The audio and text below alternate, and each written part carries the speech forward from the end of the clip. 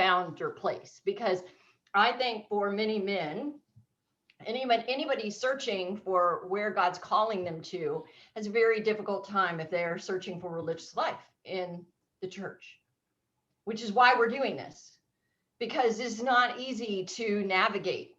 There's so many, there are hundreds of communities, and where to go and how to find it. So I'm hopeful that this gives some clarity to everybody. This is one of the reasons why we're doing this, not just for the people on this call. This is going to be seen thousands of times over the course of its lifetime, and hope that it will help many people to be able to find what God's calling them to. Please clarify it a little bit, narrow it down some, to know, I mean, to go from the Carmelites to the Jesuits to the Benedictines to the, I mean, we have had a journey. So welcome everybody to our Hour with the Jesuits. I am thrilled that they are in the house with us to share what life is like as a Jesuit and all that it offers, which is so amazing. So Father Robert Murphy, will you take it away for us and tell us more?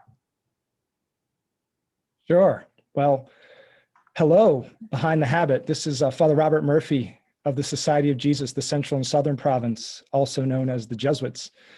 And people often wonder, like, how did y'all get that name? You know, how do you go from Society of Jesus to Jesuits? Well, from our spirituality, St. Ignatius wanted to focus on Jesus in his spiritual exercises. And so when he went to name the order, he decided to call it the Society of Jesus. And people were like, hey, wait a minute, like, what's going on with that? Like, are y'all trying to be like little Jesuses? And he's like, well, actually, yeah. And so in Spanish, Jesus, and you put ita at the end to make it diminutive. And so you get Jesuita. And so the little Jesuses, the Jesuits. And so we're going to talk to you today about the Jesuits and our vocation. And I'm actually coming to you from on the road. I'm actually at the SEEK 2021 conference with the Focus Missionaries here in the library at a diocesan high school while the conference is going on. And I can think of no better place, because part of the core of our mission, our ministry, is to be a missionary, to go out and about. See, St. Ignatius traveled a lot in his life. And so he went to the Holy Land and he came back, and he always wanted to go back to the Holy Land to work with non-Christian peoples. But when he couldn't go there, he just said, well, how can we serve the church? And so he put the Jesuits at the service of the church. And so the Pope started sending the Jesuits out. And so that's how you get St. Francis Xavier going to Asia to be this great missionary, because that's where the Pope saw a need, and that's where the Pope sent the Jesuits. And so the Jesuits still honor this by certain Jesuits take a vow of obedience to the Pope for mission. And so you might be thinking like, well, does Father Murphy have that vow? And no, I don't, but it's not because what you're thinking. I haven't taken my final vows yet. And you might be like, what do you mean, Father Murphy? You're a priest and a Jesuit and a religious. Don't religious order priests take their final vows before they get ordained? And that's usually the case. But in the Jesuits, as you'll come to see, we do things differently. And so we don't take our vows until after we finish our formation. And I just finished the last piece of my formation, which happens a few years after. Time to go and reflect on our vows. It's a time to look at our sacred documents, to talk about community, to make the spiritual exercises again. And so I actually did this last year. In the fall, I was in Dublin, Ireland with those guys in the middle from all over the world. And then in the spring, I went to Kakuma, Kenya to work at a refugee camp. But I'm getting ahead of ourselves, because that is the end of our formation, tertianship. And so let's go back to the beginning, religious life. And so how long is it? Well, 11 years. And so you have to wait for it. It's something that takes time. And so on our call today, we're going to walk you through our formation. And so we're going to take you to the novitiate, to first studies, to regency, to theology. And this takes 11 years. Because we have to learn how to be Jesuits, and we have to learn about our spirituality. We have to learn how to serve in our different ministries. But one thing you don't have to wait for in the Jesuits is our habit.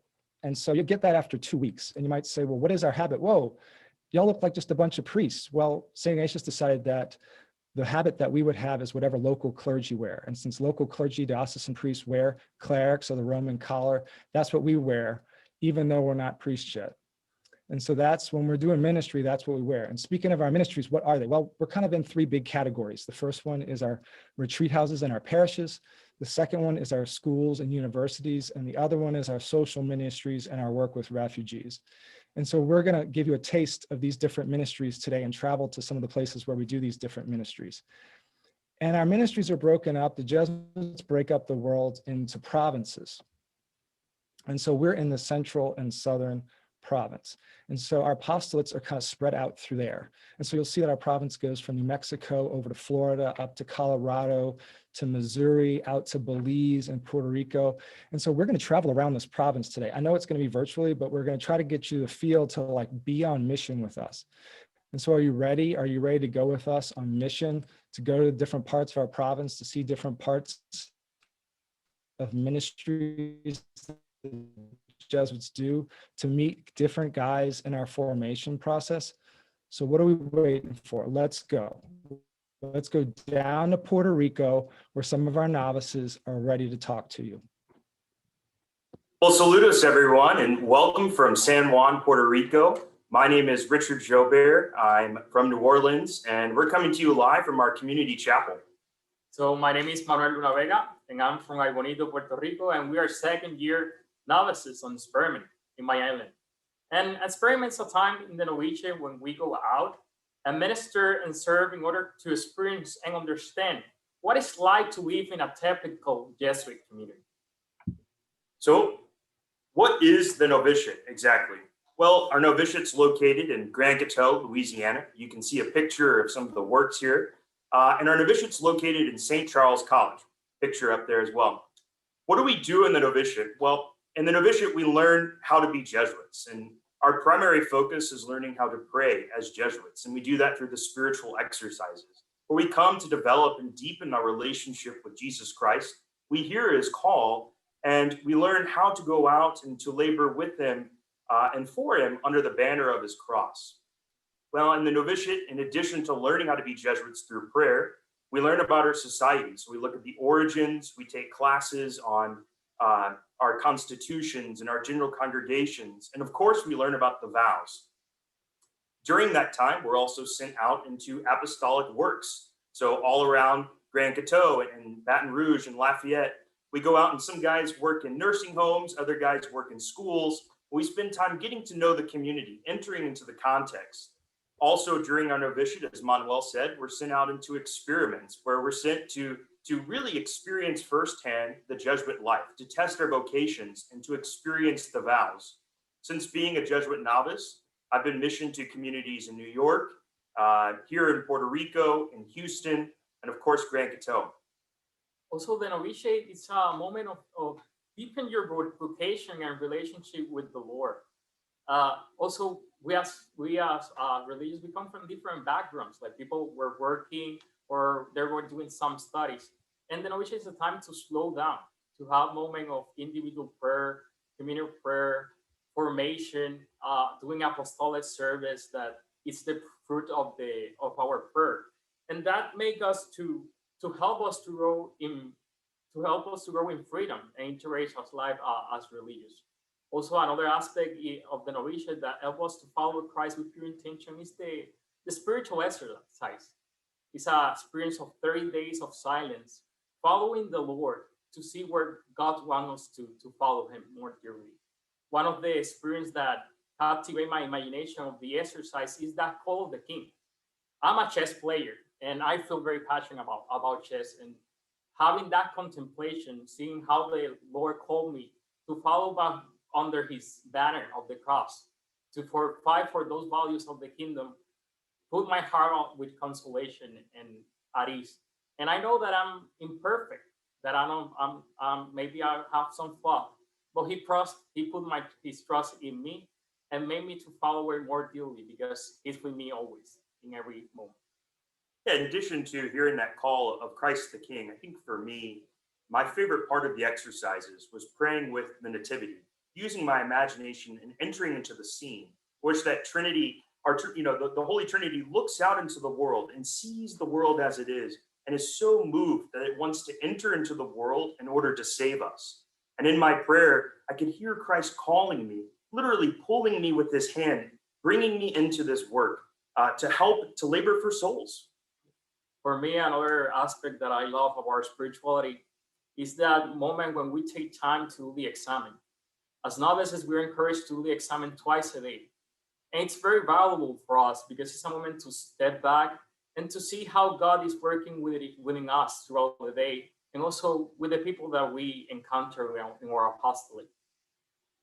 Also, Richard and I that have now mission here to Puerto Rico have a very powerful experience how like our formation in the novitiate have formed us, have formed our heart to be more attentive to the needs of our apostolate here in the parishes or the schools or the social apostolate that we have in the island. I've been very amazed how that sensibility that we gain in the spiritual exercise or in the classes or in times of silence have helped us to see Christ more dearly in the people that we serve. So what happens at the end of the novitiate? Well, after the 2 years, a man is invited to take vows. These are our first vows, and these vows are of poverty, chastity, and obedience. These are not simple vows, right? These are lifelong vows. And so after first vows, a Jesuit is sent to first studies. And so now we'd like to turn it over to a Jesuit community of first studies in St. Louis. We'll turn it over to Brother Sullivan and John Guerra.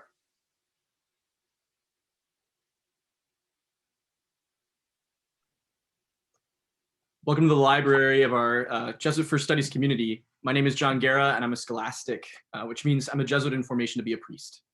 And I'm Sullivan McCormick, a Jesuit brother, which means I serve the people of God through the vows of poverty, chastity, and obedience.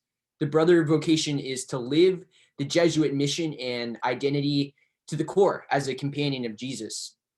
I felt called to the brother vocation in large part because of the idea of being a brother. I receive a lot of fulfillment when people feel comfortable opening up, sharing their story, struggles, and joys. And ideally, a brother is someone you want to share with. And we're both Jesuits in the same religious community in St. Louis, Missouri. Our community is called a First Studies community because it's the first place you are sent on mission to study after your perpetual vows in the novitiate. So our community is made up of 27 young Jesuits on mission from all around the country to study philosophy, theology, and various other subjects as a part of our formation to be Jesuit brothers and priests.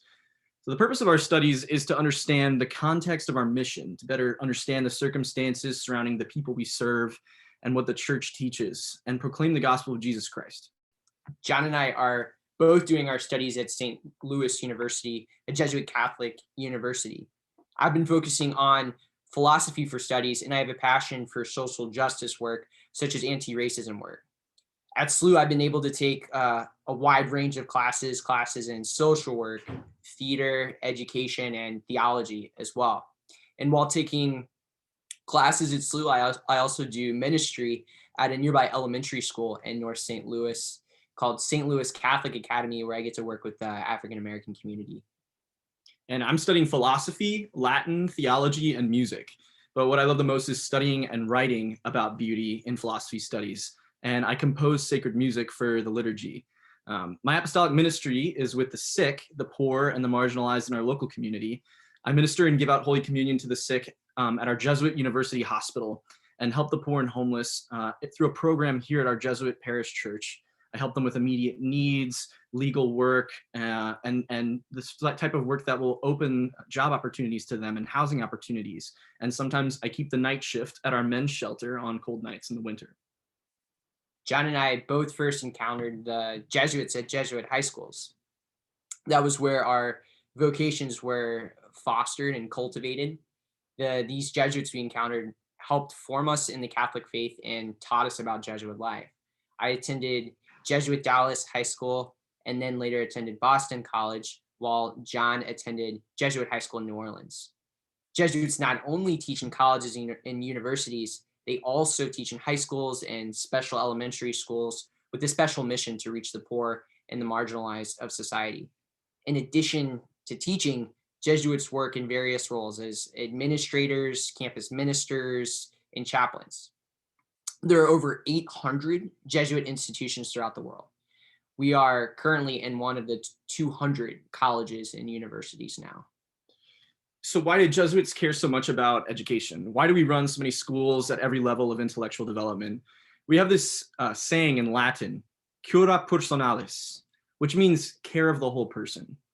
When Jesuits teach, they try to care for a person, but the whole person. We believe an individual's personal happiness, freedom, and flourishing is inseparably linked with their relationship with our good and merciful God. Our mission is to spread the good news of Jesus Christ and to bring every student into a profound encounter of God and hopefully to change their life. In other words, our mission is human flourishing. We believe that the core Christian values of sacrifice, openness to growth, self-gift, service, deep spirituality, tradition, and community all serve to orient a person to God and his way of loving and seeing the world. Our mission in our schools is the same for everybody in the school community. So it's not just students, but also teachers and staff. And for us, that is an entirety of our mission in our flesh that we are bringing to that place. So it's not just teaching and it's not just administration, but it's to lead every single person, a part of our institutions, to a better life, and so contribute to a better and holier church and a society that praises reverences and serves Jesus. We hope this gave you a quick look at some of our educational apostolates and a little bit of what it's like to be a Jesuit in studies. As we continue our mission to study as Jesuits, we ask for your prayers and support, and we promise we will be studying, working, and praying for you. With that, we will pass it over to Ian Peoples in Belize. Thanks, Soli and John. As I said, I'm in Belize, and the reason I'm not in the Roman collar is because the priests here most often wear guayaberas. So that is what I'm wearing. So this is the local priest garb. So in case you don't know, Belize is a small country located on the eastern coast of Central America. It's just south of Mexico and north of Guatemala. And as you can see, it's a beautiful place to pass the winter months. And I've very much been enjoying it. I've only been here 4 months so far, so very new to the place, but loving it. So Regency is the stage of formation in which a Jesuit lives and works full-time in a Jesuit apostolic community. Many Jesuits are missioned to a high school for their Regency, as John and Sully were saying, where they'll teach theology and other subjects, as well as take part in the life of the school. Others, however, such as myself, are missioned to do social apostolic work, which includes prison ministry, work with migrant people, with the homeless, and so on. Our superiors ultimately decide where we go for Regency, but they do take into account our experiences and desires in that discernment process. And one of the key desires for my own discernment was the desire to proclaim God's mercy to others. That experience of God's mercy is key in my own decision to become a Jesuit. And in receiving that mercy, I felt called to spend my life proclaiming it to others. And that proclamation is really at the heart of the Jesuit mission. And so I get to live out that desire during my Regency here, working as a prison chaplain and a campus minister. So I work with juvenile offenders at Wagner's youth facility in Belize Central Prison. And my job involves a lot of different things, but a lot of it is pastoral counseling, one-on-one, just talking with the young men there. Also providing programs like Bible study, providing guidance in prayer, doing life skills workshops. And I'm also teaching some of the guys how to read, excuse me. Literacy is an issue here. And so as you see on this photo, this Christmas, we put on a Christmas play for the administration at the prison. This was my first go at being a director. I'm not typically a theater guy, but the guys had a lot of fun with it. As you can see, all we had for costumes were sheets, but we made it work and the guys had a lot of fun. And it was a really joyful celebration. So I'm also campus minister at our high school in Belize City, St. John's College High School. And besides SJC, as we call St. John's, we have a couple parishes in Belize, as you can see on the slide here. St. Martin de Porres, or Matins, as the people call it here, is in Belize City. And St. Peter Claver in Punta Gorda, which is in the southern part of the country. And the Jesuits are really intimately linked with the history of the country, particularly through our work at St. John's College. And that's been a real consolation for me to know, that I'm standing on the shoulders of all these great men who have come here and served, also, local Belizean Jesuits who have just done wonderful things for their community. So that's really humbling for me. Per social apostolic work, this ministry, there are two interrelated reasons why I appreciate this type of work, particularly as I'm experiencing it here in Belize. First, I'm involved in the wider community on a regular basis. Although the pandemic has affected this dramatically, Belize is still under strict lockdown. I've had the opportunity to meet many people involved in different sectors. That obviously includes the church, but also education, social work, criminal justice, gang intervention groups, and so much more. And this has helped me come to know the country and the city a bit better, which is good since I only visited once before arriving for Regency. An important part of my mission is simply coming to know and learn from the people I hope to serve. And this is especially important in Belize since it's such a small country. Belize City is the largest city and it has just 57,000 people. And so in this really compact environment, it's really discernible and tangible how different issues affect one another. For example, gang activity and education. All these things are linked. And so I'm learning a lot about that. And the second reason why I love this work is there's a particular type of freedom involved in the social apostolate.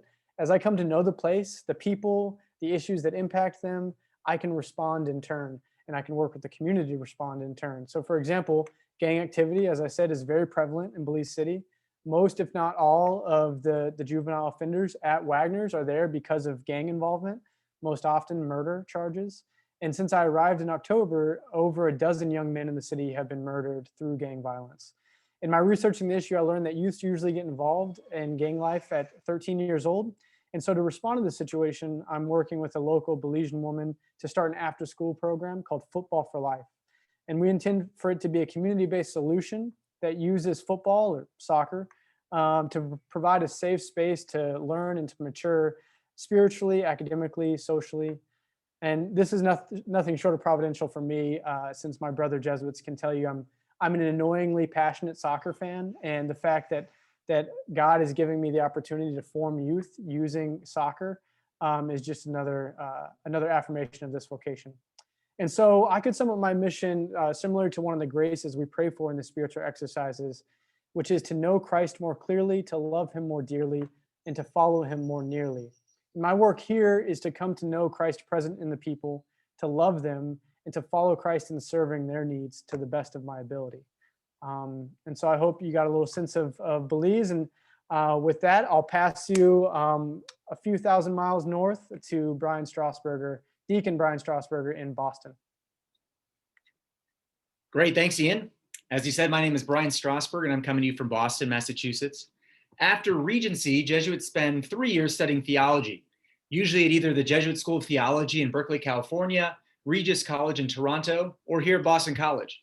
We take classes in scripture, pastoral studies, systematic theology, church history, and ethics, along with practical classes to improve our preaching, learn how to hear confessions, and how to preside at Mass. Along with our studies, we also engage in local ministry in the community, just like John and Sullivan in First Studies. For example, I'm the chaplain of the BC men's basketball team. We haven't won a lot of games, including today's game, but it's fun to join the team for practice and games. Last year, I also worked in prison ministry, bringing communion to inmates every Sunday morning before the pandemic shut things down. This year, I'm a transitional deacon, so I'm helping out at a local parish. I assist at Mass, and I preach on a regular rotation. Our theologic communities are also representative of the global nature of the Society of Jesus. As the largest male religious order, the Society of Jesus is present in 112 countries around the world. You might also be familiar with the fact that Pope Francis himself is a Jesuit from Argentina.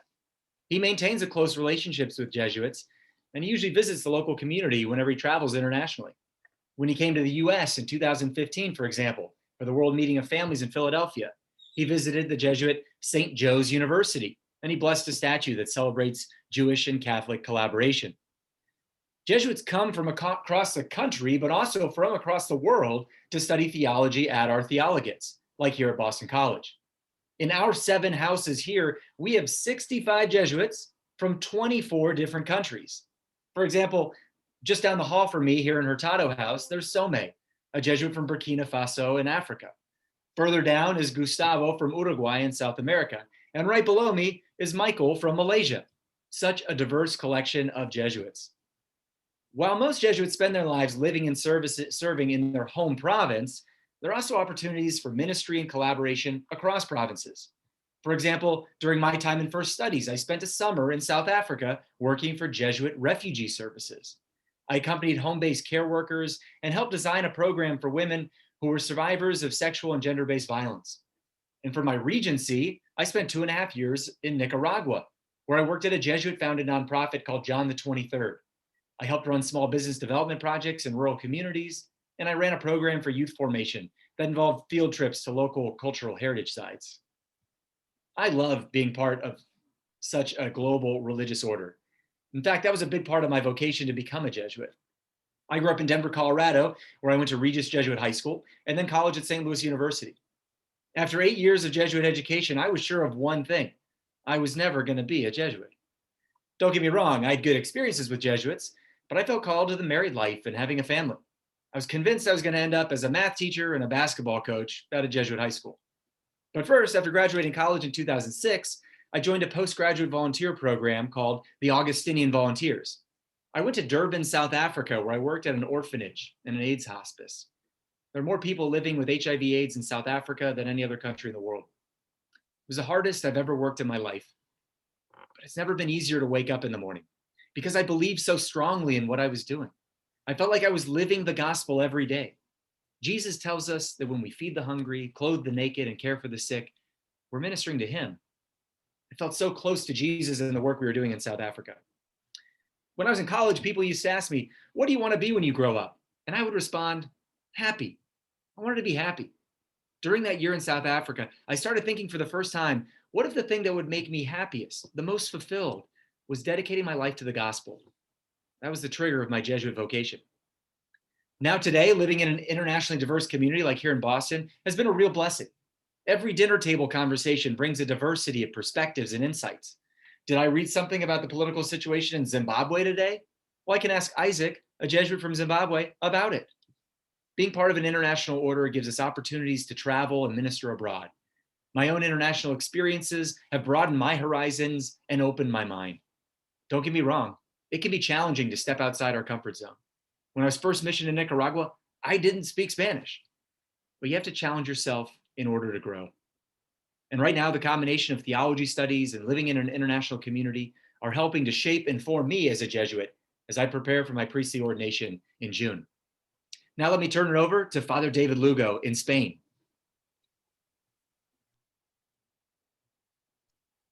Hey, thanks, Brian. My name is Father David Lugo, and I'm coming to you from where it all began for us as Jesuits here in Spain. I'm in Madrid, Spain, and as you see on this map here, I come from Houston, as you see in the background, and I am now living in Spain. In the foreground, you see a little map of the life of Ignatius Loyola and his journeys within the country of Spain. As you probably well know, the Society of Jesus began with his conversion, the conversion of St. Ignatius in his family castle up in the north of Spain, up where you see Loyola. This one man's experience of the living God changed his life. And as he recovered after a near-death experience not too far from his hometown in Pamplona, he dreamt of a life dedicated to the service of God and the salvation of souls. And from that dream that he felt as he laid there sick and recovering was eventually born the Society of Jesus that you're hearing about right now. And from this small town in the north of Spain, forgotten by the Western world now, in Loyola, where no one seems to know or go, from there was born this international order. I was missioned back here to Spain after my ordination to the diaconate. When I was ordained a deacon, I was given a special mission to begin a special kind of formation in the society that requires a man to dedicate considerable time and effort to focus study. As you know, most of our men, after they finish the stage of formation that Brian just described, will get straight to work in the apostolate. There are some of us, though, that are given a mission to work in deepening our understanding of different areas of academic research. Since our foundation, you see here 2 images of St. Ignatius. Since our beginning, Ignatius wanted us to be learned priests. It was a moment of crisis in the church where a lot of priests were struggling to have a good sense of what what was a good understanding of the gospel. Their formation was lacking. And so he wanted an order of learned men, which is clearly seen in the many years that Father Robert described earlier and that you've seen laid out over the course of this presentation. In my case, after my ordination this past August to the priesthood, there you see me laying prostrate at our church in St. Louis. After that ordination, which was a huge gift from God after so many years of discernment, I was given a very specific mission to come here to Spain, where it all began for me to study the foundational documents and the spirituality of the Society of Jesus. In particular, I've been tasked by my provincial with studying the spiritual exercises. Here you see two paintings of Ignatius, St. Ignatius writing that document that our novices spoke about when they went on their 30-day retreat, and you've heard about a little bit with our spirituality. For me to study the exercises and also to study other documents that are foundational to our charism. Now, if you told me 12 years ago that I would be back in studies right after ordination of the priesthood, I would not have believed you, especially since for me, ever since I first felt called to the priesthood when I was 13, for me, my life as a priest, I was always thinking about how do I get involved in the apostolate, get active as a priest.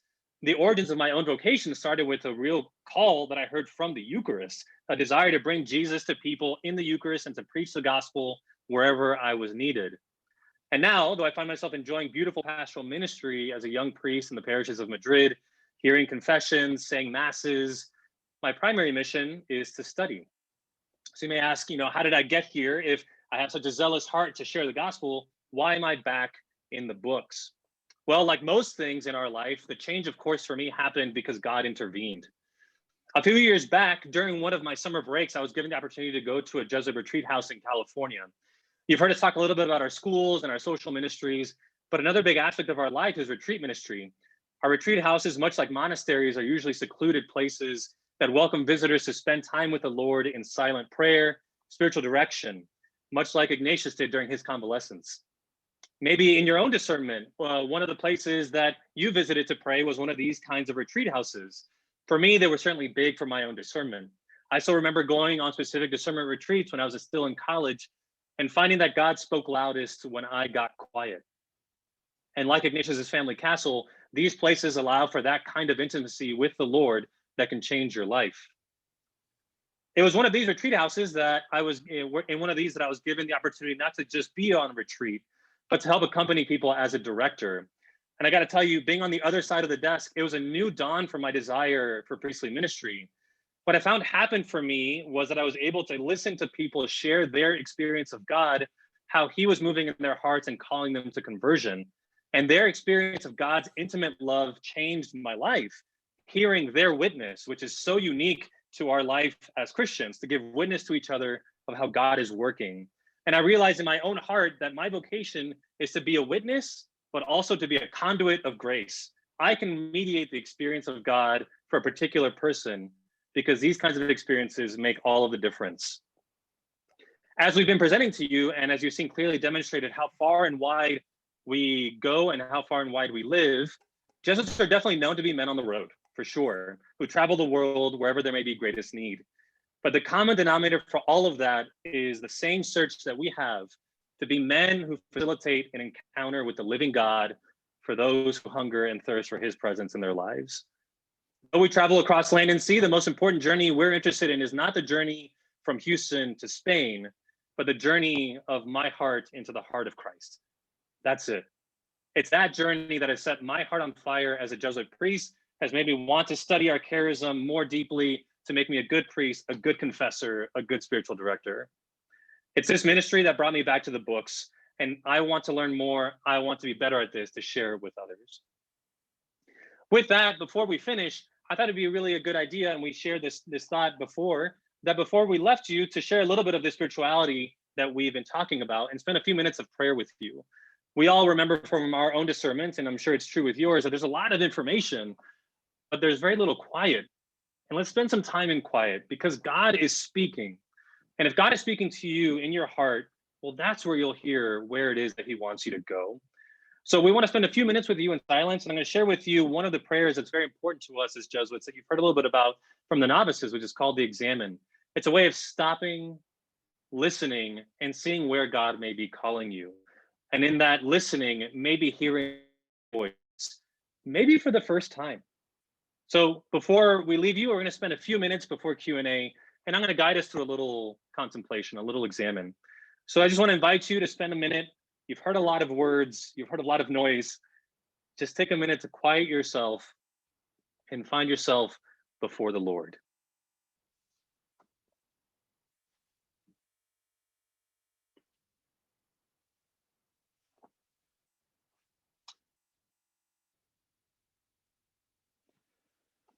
As we begin this examine, we take a moment to see ourselves before God, to see how God sees us. In your mind's eye, put yourself before God and see how he sees you.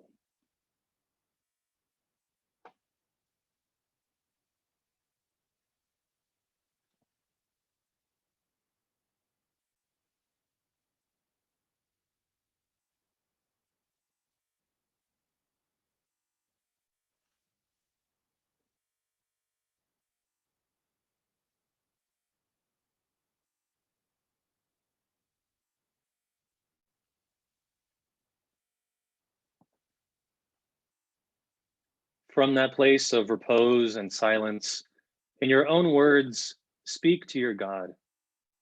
Ask him for the grace to see how he has been leading you in this time of discernment.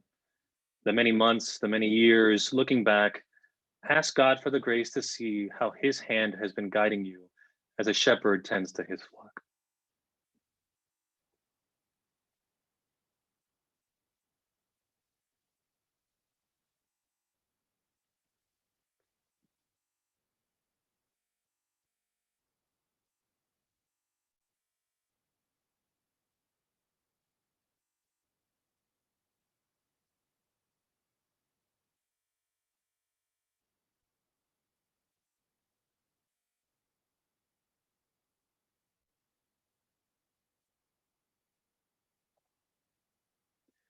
Confident that the Lord is leading me, confident that God is guiding me through my discernment, through my journey as I learn about different religious communities, as I discern my call.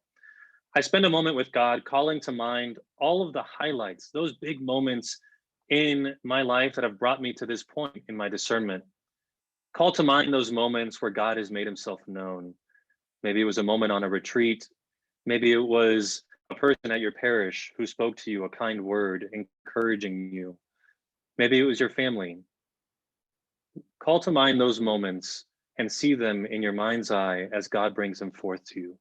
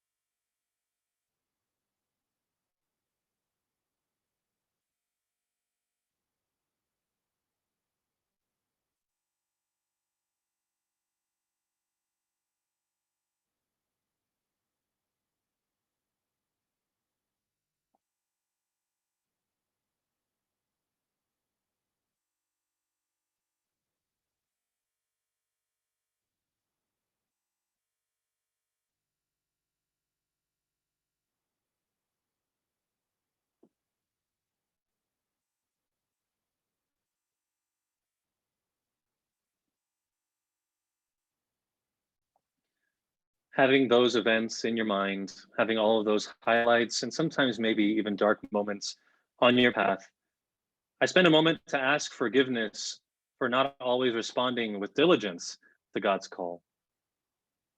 Are there moments where I heard his call and ignored it?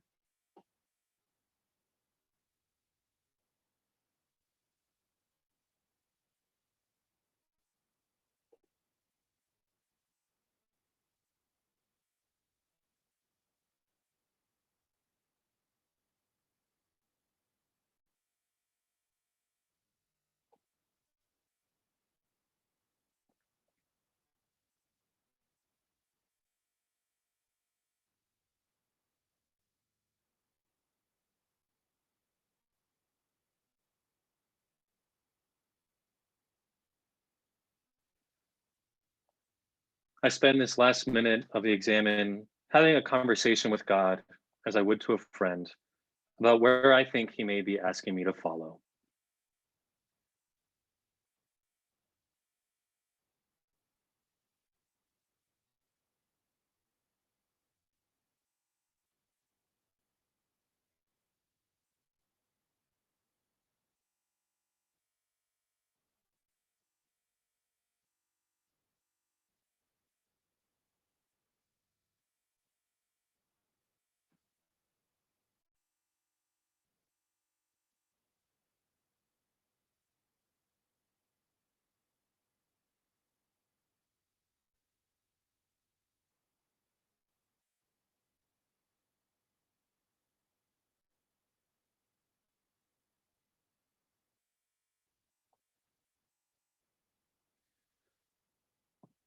Good and gracious God, we give you thanks for this time of silent repose and examination. We ask your grace upon these men who are trying to find their way and listening to your call in their lives. We ask your blessing upon them and all those who are discerning. Help them, Lord, to see with clarity the path you've laid before them and give them the courage to respond with diligence to the call of the King. We ask all this through Christ Jesus, our Lord. Amen. Thank you for being with us and thank you for praying with us. I think it's time for a little bit of a Q&A, so I'll pass it back to, I think, Father Robert.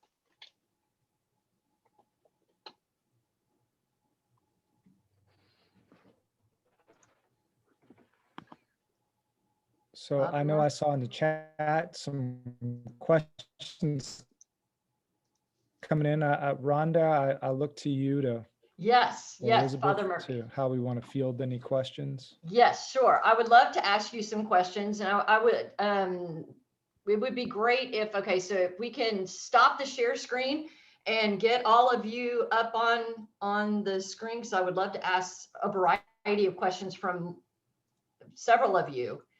First of all, Father David, thank you. Yeah.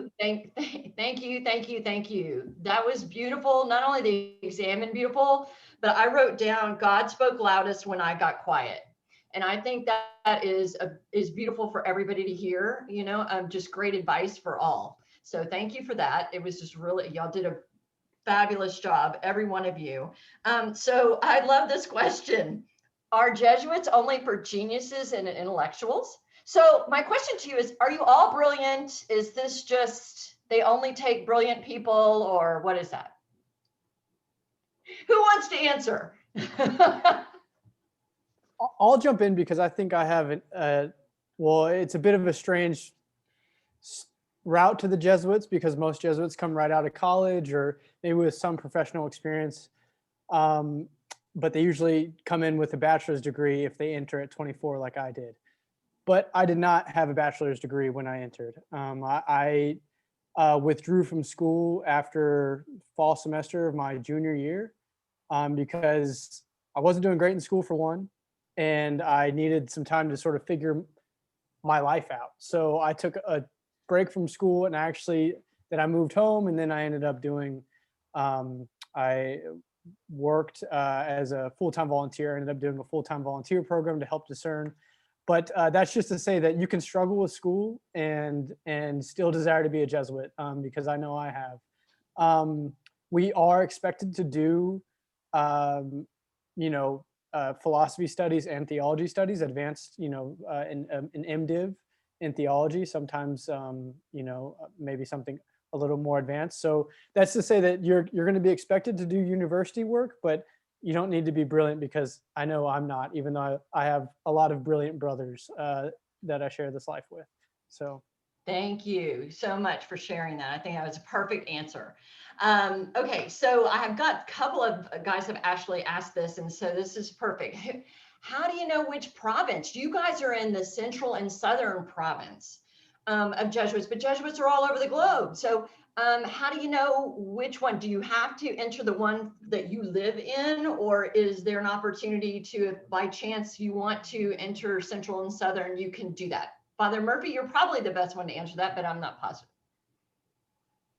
Sure. So yes,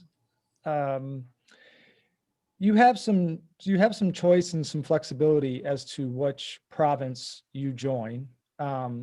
Traditionally, men usually join the province that they call home. And I say it in that way, not necessarily where they were born or where they grew up, but where they call home. And so, for myself, like I grew up in New Orleans. I had stayed kind of in the borders of the Central and Southern Province my whole life. And so it made sense to me to join the Central and Southern Province. But some of my Jesuit brothers who aren't on this call, they might go to, like my friend, Father Matt Monig, like met the Jesuits at Boston College, even though he was from Missouri. And so because he met the Jesuits of the Northeast, and he really found his vocation in the North Jesuits of the Northeast. All right, Father Murphy, okay? you're coming in and out. Just I wanted to let you know, okay. your internet's unstable, unfortunately. All right. So, but yeah, if one of the other guys wants to jump in, but so usually pretty much you can have flexibility. There's flexibility in there. Yeah, Father. I'll jump in. So before I entered the novitiate, I was actually living in California, and so that's the West Province, and I taught at a Jesuit high school for 3 years there. And I spent time discerning, which province do I enter? And for me, it was which province I felt most at home. I'm originally from New Orleans. I moved to Dallas after Hurricane Katrina, and both of those cities I like to call home. My family lives there. And then I first met the Jesuits in St. Louis, our province, and worked in a school in our province. And so it felt home for me. But, I've come to find that when you enter the society, you're entering a universal order. You're not just entering the Jesuit Central Southern Province. We're connected. Here in Puerto Rico, we have Jesuits from the Midwest and Jesuits from the East, right? And so we're all in this together, right? This universal order. Great. Thank you very much for that answer. So tell me, how do you play? Do you pray? So the liturgy of the hours, is everybody praying in common wherever you are located? You're all coming from different places. Do you all gather to then pray each day at certain times? Who wants to answer? I can take that. All right. Yeah, that's actually a really good question, because it's one of the defining characteristics of our foundation is that Ignatius got a special permission for our men to not have to come back from the apostolate to come pray in common. It was so important for Ignatius for us to be available for whatever was needed at any given time in any given location, that it became a bit of a challenge to get the guys who were dispersed to come back to a central location to pray the hours. That's not to say that we don't pray the hours, but the hours that we pray are by virtue of our ordination to the diaconate. So the men who are ordained to the diaconate have an obligation to pray the hours by virtue of that ordination. By virtue of our institute, we don't have that obligation in the same way. And so we don't come and pray in common, but many of our men who are not ordained pray the office because it's the prayer of the church. And it's a wonderful way to pray with the church who breathes the Psalms all across the world. But no, we don't have an obligation to come and gather together in common, but many communities that I've lived in enjoy gathering together for evening prayer, gather together on Sundays for Vespers and for benediction, because we like to pray together, even though we don't have that same obligation that those Carmelites that you had before, or the Benedictines that you'll have. It's a different charism and way of living that particular call to prayer. Awesome. And I think Deacon Brian, if you'll take this next question, it's kind of dovetails with Father David's question that he just answered about how then if y'all are all really scattered, how do you focus on that brotherhood? I mean, I know you had talked about having Jesuits from all around you, right? But how do you focus on that brotherhood?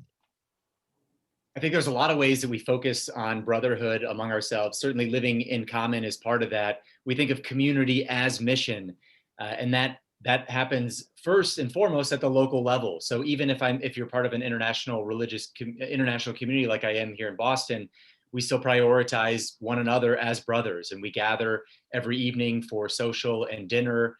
We have mass together every day as well. And so these kind of foundational aspects that form us as community in the place that we live.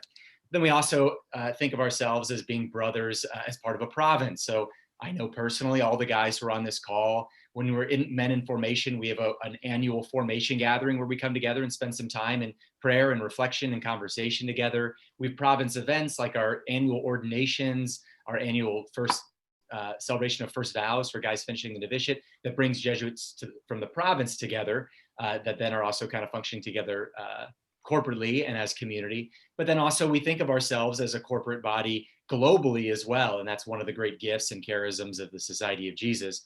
We also sometimes have apostolates that are forms of bringing us together. I'm the editor-in-chief of the Jesuit Post, which is an online media platform run by Jesuits in Formation from the United States. And so we've got about 40 different Jesuits who contribute to that. Ian Peoples, who's on this call, is one of the editors, one of the team leaders for that as well. So that's a way that we maintain some of our characteristic collaboration, and that's something that's done digitally. And so Ian can be in Belize and I can be in here in Boston. And just this week, we can be working on an article together using a Google Doc. So that's just kind of the world we live in. And so there are a lot of ways that we can stay in touch and maintain our sense of community, even with distance. Awesome. So, and in any of you, if you want to jump into the chat, I know I'm not going to be able to get to all these questions. If any of you is right at your computer and can kind of answer any of these questions, but one of them I want you to answer can you work a specific apostolate? Meaning, for example, say you have just like a real heart for spiritual direction like Father David. Is that something that's going to be taken into account when figuring out where you're going to go? You know, because boy, if we're talking about global, you guys are global and go everywhere. So what does that look like? Maybe John and Brother Sullivan, if y'all want to take that one, especially John, talking about cura personalis and cura apostolica.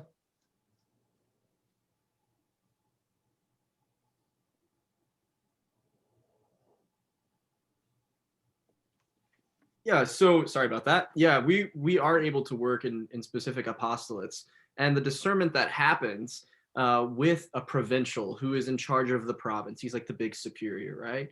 And we have conversations with him, and we tell him everything that's going on in our lives, and that includes our struggles, our joys, and our gifts, and our passions, and where the Holy Spirit is calling us in prayer.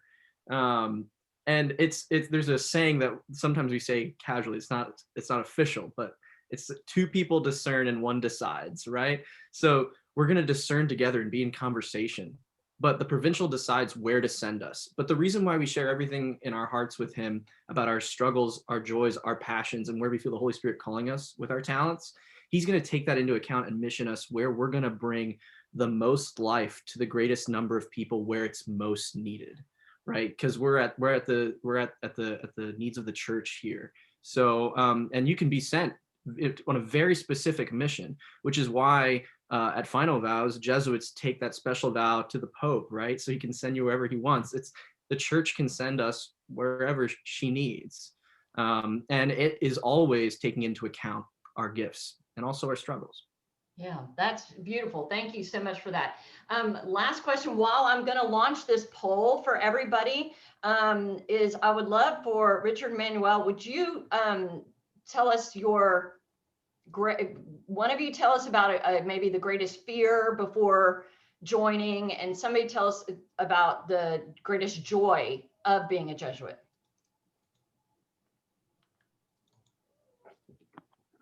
Yeah, for me, the greatest fear, especially coming from Puerto Rico, different culture, to a novitiate in the States, is like integrating to another culture and another language. When I started the novitiate, I didn't know like much on English, and thanks to the community, the formations and the formatories helped me to feel at ease and to feel at home.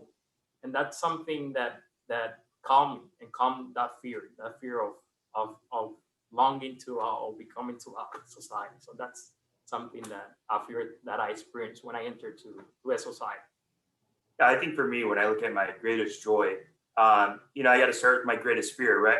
I'm afraid of the unknown, right? I didn't know what to expect when I entered the novitiate, and am I worthy enough to enter in the company of Jesus, right? The Society of Jesus, and through my experiences, I'm just overwhelmed with joy by those moments of encountering Christ and the people that I've served and the people I've come into contact with. Really feeling Christ tangibly feeling his presence and feeling affirmed and feeling that while I am imperfect and while I might have fears, I have nothing to fear, that Christ is right there with me and that this is where he's called me to. So I'm just overwhelmed with joy by feeling Christ's presence in the people that I have served. It's just wonderful, wonderful life. Well, it's been beautiful to get to know all of you, and you have been very helpful because like 85% of everybody on this call says you have helped them understand religious life more just from this hour.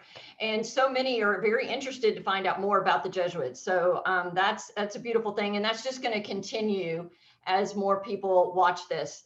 You did an excellent job of succinctly but thoroughly explaining the formation process and what it is to be a Jesuit. And so many people, yes, give them a round of applause. Please say, everybody, thank you to all of you for that. And they will be on, a couple of them will be on for our Discerners Hour.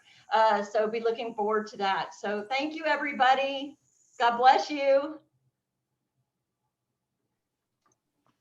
Thank you. Everyone, God bless your discernment. You're all in our prayers. Thank you, yes. Awesome. All right. So now we move from the Jesuits to the monks.